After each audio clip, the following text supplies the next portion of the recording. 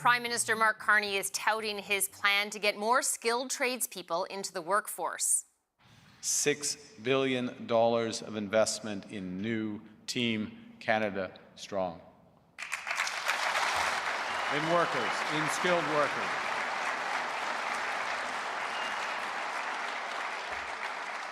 Money well spent, because Team Canada Strong is our new nationwide effort to recruit, to train, to hire up to 100,000 new Red Seal trade workers in the next 5 years. A key part of Carney's plan is financial incentives. There will be up to $10,000 in wage subsidies for each apprentice and a $5,000 bonus for those who complete their Red Seal certification. Joining me now is Strickland, Executive Director of the Canada Building Trades Union, who hosted that event that Carney spoke at today. Hello, welcome to the show, Mr. Strickland. You're welcoming yesterday's announcement. Yes. What specifically about this policy direction do you think will make a difference? Well, I think that, first of all, the announcement is historic in proportion. We're talking about $6 billion over 5 years. And the announcement and the funding attached to it covers a continuum of the apprenticeship journey.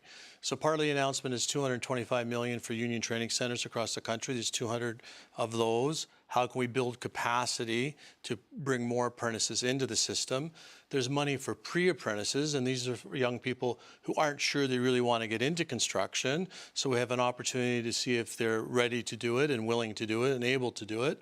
And then from there, providing supports for apprentices through their journey over the next 4 years. And so this is one of the challenges we have in the industry, is that there's lots of young people who want to get into construction, but there's not a lot of folks that we're able, the challenge is retaining those. So we can get them in, but we have to provide them with more supports to make sure they can complete their apprenticeship and get their certification and or their license at the end of that journey. So there's a full range of supports in here that are really going to make a difference for apprentices and attract young people into the construction trades. And what do you make about this $10,000 for each apprentice that, from the sense of it, goes to the apprentice rather than the employer, which seems to be a change from how things have done in the past? Well, the way I understand it, there's two different components to it.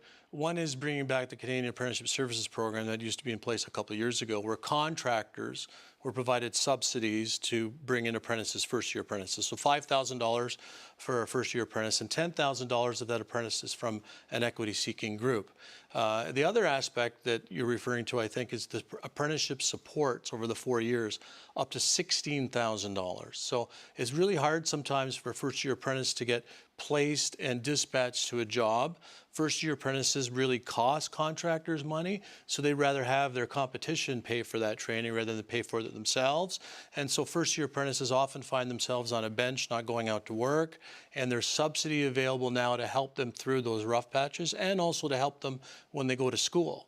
And so that total would be $16,000 over 4 years to support the apprentice in that journey, and an additional $5,000 if they complete their apprenticeship. That is an unheard of and needs to be a much heralded approach to apprenticeship training. It is something we're very, very supportive of. Now, the federal government laid out that Canada needs 1.4 million skilled trade workers by 2033. I don't know if you'd agree with that estimate, if that sounds like the right number to you. But this measure is about, and I know it's still a big number, training 100,000 by 2031.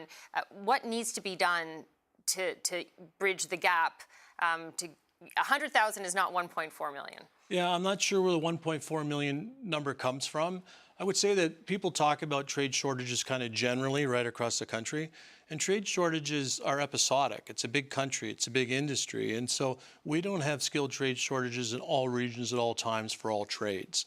So it depends on what's happening in those individual marketplaces. And so I think that the number of 100,000 over the next 5 years is realistic, and that is a net new number. So we really need 300,000 workers over the next 5 years, but the industry already itself is bringing in 200,000 workers. So we need to find another 100,000. Now that is largely dependent upon these major projects coming to the market.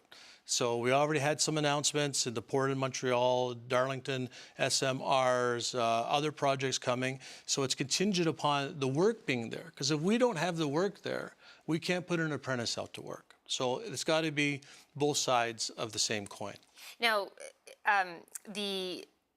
this was clearly an acknowledgement that if you have a build, baby, build, as the Prime Minister has said, if that's your agenda, you need people to do the building. So this is an acknowledgement of the importance, the central role that skilled trades can play in this new focus, this new agenda. But it's not like it hasn't been recognized before. You know, I've covered previous finance ministers who have attempted different measures to try and beef up our population of skilled trades workers. Other than the quantity of money, the $6 billion over 5 years, why should we have any confidence that this time it'll work? Well, I think the real difference with the announcements that were made yesterday is that it's putting cash in the apprentices' jeans. So previous programs were more esoteric, more kind of incentive-based and, trying to nudge people to get into the trades. This says to a young person, if you're going to come in the trades, we're going to support you with up to $16,000 over 4 years. And if you graduate, we're going to give you $5,000. And by the way, if you just want to check it out and be a pre-apprentice, we're going to help an employer subsidize that and pay for it as well. So this is a real different dynamic to these kinds of programs because it's really going to put money into that young construction worker's jeans, which is critically important to their success. Now, we've also heard from Matthew Holmes at the Canadian Chamber of Commerce who said that the Chamber does back this initiative, but that the government still will need to revisit its immigration policy and its approach to immigration in a real way when dealing with our talent needs.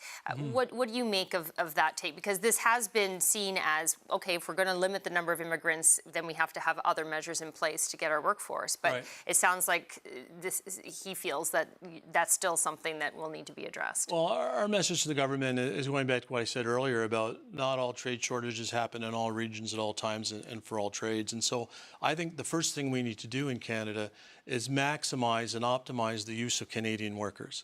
And so we need to have more sophisticated labor market data to do that analysis and say, look, we have a surplus of workers in Newfoundland right now, and we do, but we need workers in Quebec. So how do we get the workers from Newfoundland to Quebec? How do we optimize the workers that we already have in the system? And then, of course, if the projects come to the market the way the government plans to do that, we may have some shortages. And that's where immigration comes into place. But when you talk about immigration has not really worked for the construction industry. There's a whole host of changes that we need to have in the immigration system in order to attract more construction workers from overseas and other countries to come and work in Canada. It's an entirely different question with a lot of policy levers that need to be put into place. But look, we're in support of immigration. Most of our construction workers come from immigrant families. My dad came to this country in '57 as a bricklayer. So we're fully supportive of immigration, but let's optimize jobs for Canadians first, and then let's simultaneously work on fixing that immigration system so we can get more construction workers into the country when we need them. So we have the plan. Really quickly, what's the first step then? Is it about dealing with labor mobility? Is it about data? Or is it what needs to happen next? Well, the first step is that we're really starting to digest all the elements of the plan. I mean, when we look at it, like I had an idea the announcement was going to be big. I didn't think it was going to be $6 billion big. So we have to work with our affiliates, with our unions. We have 500,000 members across the country. We have to work with the department. We have to find ways in which we can put the systems into place and communicate these programs so we really can attract those people into the trades. That's job number one. Let's get the information out there. Let's attract them. Let's train them. Okay, thank you very much, Sean Strickland. Sean Strickland is the Executive Director of Canada